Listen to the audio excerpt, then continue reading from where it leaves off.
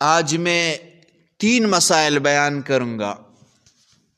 پہلا مسئلہ یہ ہے نمازی کے سامنے سے کس طرح نکلے جب کہ لوگ نفل وغیرہ میں مصروف ہو جاتے ہیں۔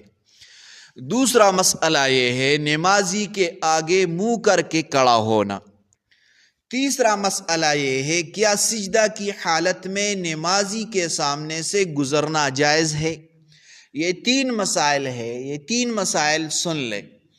پہلا مسئلہ یہ ہے نمازی کے سامنے سے کس طرح نکلے جب کہ لوگ نفل وغیرہ میں مصروف ہو جاتے ہیں۔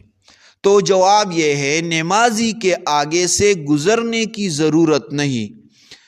اگر پیچھے لوگ نماز پڑھ رہے ہیں تو اپنی جگہ پر ہی نماز پڑھے، لیکن چند انچ ادھر ادھر ہو جائے۔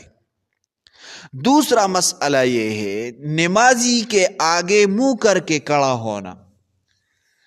جواب یہ ہے نمازی کی طرف منہ کر کے کھڑا ہونا صحیح نہیں ہے۔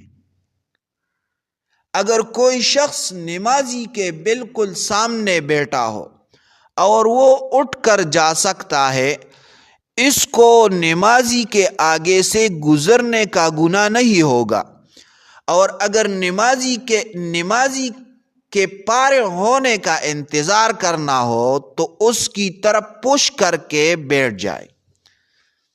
تیسرا مسئلہ یہ ہے کیا سجدہ کی حالت میں نمازی کے سامنے سے گزرنا جائز ہے۔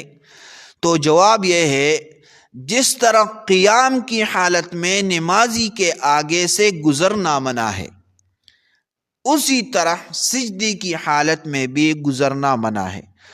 دونوں کے درمیان کوئی فرق نہیں۔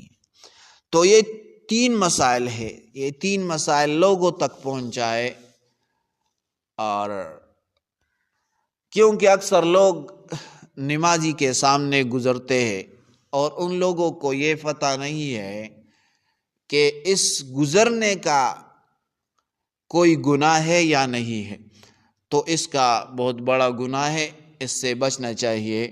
تو لہٰذا یہ مسائل لوگوں تک پہنچائے۔ جزاکم اللہ احسن الجزا۔